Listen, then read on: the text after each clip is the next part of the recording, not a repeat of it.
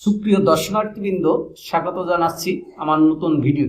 আজকের ভিডিওটার শিরোনাম হলো ভ্যালু ইনভেস্টিং। ভ্যালু ইনভেস্টিং সম্পর্কে আজকে আলোচনা করছি। আপনারা যদি মোমেন্টাম ইনভেস্টিং কিভাবে করেছি সেটা যদি জানতে চান তাহলে কমেন্ট করবেন, আমি পরবর্তী যে কোনো একটা ভিডিওতে সে সম্পর্কে আলোচনা করব। যাই হোক, শুরু করি। এই ভ্যালু ইনভেস্টিং আমি সাধারণত কিভাবে করি এবং কিভাবে করে এই 20% গেইন অর্জন করলাম। দেখুন, ভ্যালু ইনভেস্টিং এর জন্য খুব যে অনেক কিছু দেখতে হবে তা কিন্তু নয়। আমি জাস্ট এই কয়েকটা জিনিস দেখি।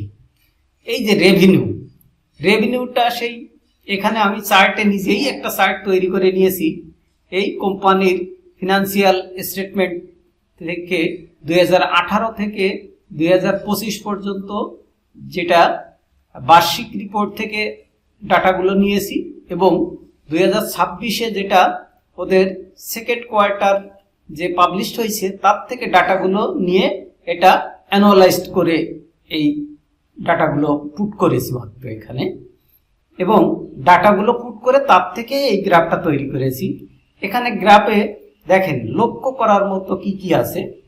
রেভিনিউ গ্রোথ, কোম্পানিটির রেভিনিউ গ্রোথ কেমন হয়েছে দেখেন 2008 থেকে। এখান থেকে এই গ্রাফ দেখলেই এখানে সংখ্যার দেখার দরকার হবে না। দেখেন গ্রাফ কেমন ঊর্ধ্বমুখী, কোথাও কি ডাউন আছে, কোথাও ডাউন নাই। নেট প্রফিট সেটাও ঊর্ধ্বমুখী। ফ্রি ক্যাশ ফ্লো এই মাঝে এক বছর একটু 2025-এ তাদের খারাপ গেলেও এবার আবার সেটা রিকভার করছে। এরকম কোম্পানি যদি খুঁজে পান, এবং এই নেট প্রফিট দেখার সাথে সাথে আর দুই একটা জিনিস দেখা যেতে পারে। নেট প্রফিটের সাথে অপারেটিং প্রফিট ও গ্রাফটা দেখেন কত স্মুথ, উপরের দিকে ক্রমান্বয়ে বৃদ্ধি পাচ্ছে। এটা হঠাৎ কুড়িয়ে পাওয়া কোনো গল্প নয়, এটা ধীরে ধীরে ধীরে ধীরে কোম্পানির অর্জিত সম্পদ। যদি নেট প্রফিট গ্রোথ হয় তাহলে ইপিএস এরও গ্রোথ হবে। সেজন্য নেট প্রফিটের সঙ্গে ইপিএস এর গ্রোথ অবশ্যই এই চার্টটা দেখলেই বোঝা যাচ্ছে ইপিএস এর কেমন গ্রোথ হয়েছে। এরকম কোম্পানি যদি খুঁজে পান, চোখ বন্ধ করে ইনভেস্ট করবেন। যে সময় আপনার মন চায় সেই সময় থেকে ইনভেস্ট শুরু করবেন। যদি আপনি একটু হাই দামেও কিনে থাকেন তাহলে বেশি দিন অপেক্ষা করতে হবে না, 1 বছরের মধ্যেই সেটা কভার হয়ে যাবে। তবে চোখ বন্ধ করে না ইনভেস্ট করে বরঞ্চ আমরা যদি একে ভ্যালুয়েশন করে নেই তাহলে আরো বেশি ভালো হবে। এই ভ্যালুয়েশন আমি সাধারণত এই লং টার্ম ইনভেস্টমেন্টের জন্য যেটা করি সেটা হচ্ছে এর ডিসিএফ মডেলে এর ভ্যালুয়েশন করে নেয়। ডিসিএফ মডেলে ভ্যালুয়েশন করতে গেলে খুব বেশি লাগে না, মাত্র কয়েকটা জিনিস লাগে। যেমন এইখানে net cash generated from operating activities সেটা লাগে, তার থেকে ক্যাপেক্সটা বাদ দিলে ফ্রি ক্যাশ ফ্লো, এই ফ্রি ক্যাশ ফ্লো কত হয়েছে সেটা বের করার লাগে। এখানে ফ্রি ক্যাশ ফ্লো আর কোম্পানিটা কত স্ট্রং সেটা দেখতে গেলে কিন্তু ফ্রি ক্যাশ ফ্লো দেখেন দিন দিন বৃদ্ধি পাচ্ছে। আরো একটা বিষয়, আরওই এবং আরওসিই। আরওই 233.64% এবং আরওসিই 298.99%। এরকম বাংলাদেশে আর কোনো শেয়ার আছে কিনা আমার অন্তত জানা নেই। আপনাদের যদি এই ধরনের আর কোনো শেয়ার জানা থাকে তাহলে অবশ্যই কমেন্টে জানাবেন। এর কাছাকাছি মানের আরেকটা কোম্পানি আছে, যদি আপনারা চান তাহলে আমি পরবর্তী একদিন না হয় সেই কোম্পানিটা নিয়েও একটু আলোচনা করব। কিভাবে এই ভ্যালুয়েশনটা করি সেটা আপনাদের একটু দেখাচ্ছি। কোম্পানিটির নাম নিশ্চয়ই বুঝে গেছেন, কি নাম? MA দিয়ে শুরু। গেস করুন তো এবং কমেন্টে লিখুন কোম্পানিটা কি হতে পারে। এখানে দেখেন এই ডিসিএফ মডেলে আমি ভ্যালুয়েশনটা কিভাবে করি। নেটে আপনারা সার্চ করলেই ভ্যালুয়েশন মডেলের অনেক এক্সেল শিট পাবেন, সেখানে জাস্ট মানগুলোই বসাতে হয়। এখানে খুব বেশি মান বসানোর দরকার হয় না। যেটা বলছিলাম যে এই যে ফ্রি ক্যাশ ফ্লো, 3 বছরের ফ্রি ক্যাশ ফ্লো এটা বের করে তার অ্যাভারেজটা নেওয়া হয়েছে। এখানে অ্যাভারেজ করলে হয় 572.26 কোটি। সেটা এই মানটা এখানে অটো চলে আসে। আর কি কি দেওয়ার লাগে, এখানে প্রথম 5 বছরের তার গ্রোথটা কেমন এখানে দেখেন আমি গ্রোথ দেখি তিনটা দিক দেখে, এই সিজিআর দেখি, রেভিনিউর সিজিআর কত এবং নেট প্রফিটের সিজিআর কত এবং এই যে ফ্রি ক্যাশ ফ্লোর সিএজিআর কত। এখানে free cash flow CAGR 21%, net প্রফিটের সিএজিআর 19% এবং রেভিনিউ সিএজিআর 12%। এগুলো যদি অ্যাভারেজ করা যায় 12, 19 এবং 21, এই 12, 19 এবং 21কে অ্যাভারেজ করলে 17 মতো আসে। আমি 17 থেকে আরো কম দিয়ে এখানে মানটা 15 দিলাম এবং ধরে নিচ্ছি প্রথম 5 বছর কোম্পানিটা 15% হারেই বৃদ্ধি পেতে থাকবে এবং পরবর্তীতে সে যদি তার এই বৃদ্ধিটা কম হয় তাহলে 10% করে ধরে নিয়েছি।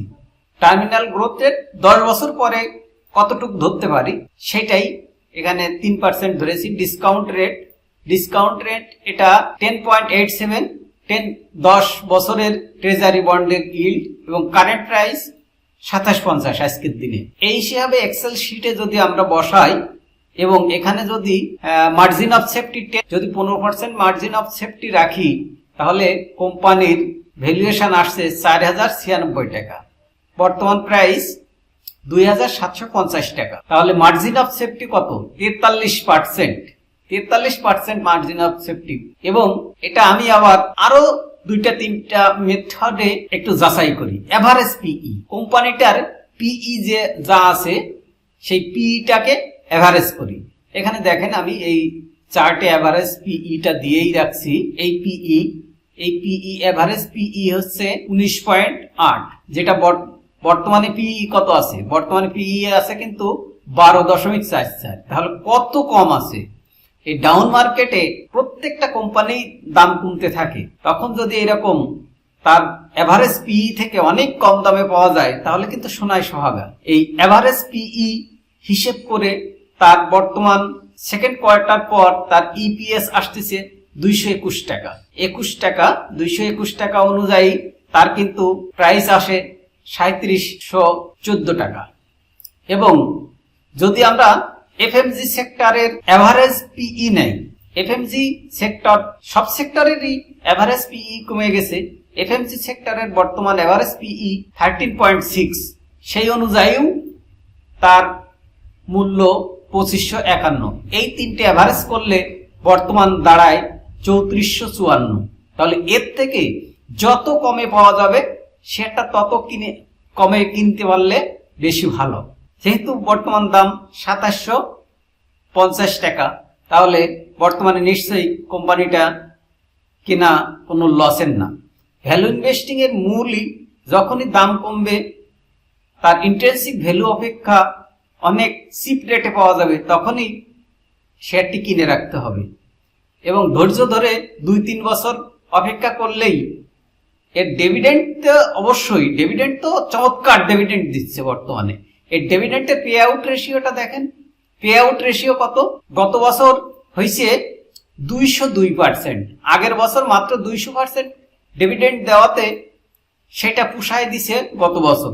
ফলে 202%, যা বাংলাদেশের মধ্যে শ্রেষ্ঠ। এবং ডিভিডেন্ড ইল্ডটাও দেখেন 14.94। আশা করছি এবছর 2500% ডিভিডেন্ড পাবো। ইতিমধ্যেই তো 1100% পেয়ে গেছি। সামনে ইন্টারিম যদি ডিভিডেন্ড একটা পাই এবং ফাইনাল ডিভিডেন্ড সব মিলিয়ে 2500% আশা করছি। অন্তত 113, এখানে 113% না হলেও 90%-এর নিচে আর হবে না। এর আগের রেকর্ড তো আমরা দেখছি 115% ডিভিডেন্ড পে আউট ছিল 2018 সালে, 19 সালে 100, তারপর 113। কখনোই সে খুব একটা খারাপ ডিভিডেন্ড দেয় না, এক্সেপ্ট এই 2024 ছাড়া সে কিন্তু ভালো dividend pay out ratio maintain করে চলে। আর ধরলাম এবার 2500 যদি হয়, 100% হলেও সে অন্তত 2200-র উপরে ডিভিডেন্ড দিবে। 1100 দেওয়া হয়ে গেছে, আর 1100 অবশ্যই দিবে। যাই হোক, ফাইনালে দেখা যাবে কত। সেক্ষেত্রে ডিভিডেন্ড ইল্ড কিন্তু তার 9.09 ডিভিডেন্ড ইল্ড। এই ডিভিডেন্ড ইল্ডও কিন্তু 9.09, এটা নহে সামান্য। কোম্পানি যদি এরকম দেখে ইনভেস্ট করা যায় তাহলে ইনশাল্লাহ 1 বছরে না হলেও 2-3 বছর পরে তাতে খুব একটা ভালো গেইন পাওয়া যায়। ও কোম্পানিটার নাম নিশ্চয়ই বলা হয় নাই, এখন জেনে নাই তার নামটা নিশ্চয়ই অনেকেই এতক্ষণ আন্দাজ করতে পারিছেন। ম্যারিকো বাংলাদেশ, যেটা বহুজাতিক কোম্পানি। এরকম কোম্পানি আর কোনটা কোনটা আছে যার এর revenue growth, net profit growth, free cash flow এরকম খুব সুন্দরভাবে আছে, তা আপনারা যদি কমেন্টে জানান তাহলে একে অপরকে হেল্প করা হবে। সেটা দেখেও অন্যজনে উদ্বুদ্ধ হবে এই ধরনের একটু ক্যালকুলেশন করে তার ভ্যালুয়েশনটা বের করি এবং কোম্পানিতে বিনিয়োগ করা যায় কিনা। ভ্যালু ইনভেস্টিং আমাদের দেশে খুব কম লোকেই করে, কারণ এই ভ্যালু ইনভেস্টিং এর মজা সবাই পায় না। ভ্যালু ইনভেস্টিং এ লাভটা হয় ধীরে ধীরে ধীরে ধীরে, কিন্তু সেটা খুবই মজবুত এবং দীর্ঘস্থায়ী। আমার ভিডিওটি যদি ভালো লাগে তাহলে অবশ্যই লাইক করবেন এবং শেয়ার করে সকলের মাঝে ছড়িয়ে দেবেন। আর যারা এখনো চ্যানেলটি সাবস্ক্রাইব করেন নাই, তাই একটু সাবস্ক্রাইব করেন। বহু কষ্ট করে এরকম ডাটা কালেকশন করে আপনাদের জন্য ভিডিও উপহার দিচ্ছি, তাও যদি সাবস্ক্রাইব না করেন। আপনাদের সাবস্ক্রাইব, লাইক, শেয়ারই আমার পরবর্তী ভিডিও তৈরির অনুপ্রেরণা। ধন্যবাদ সকলকে।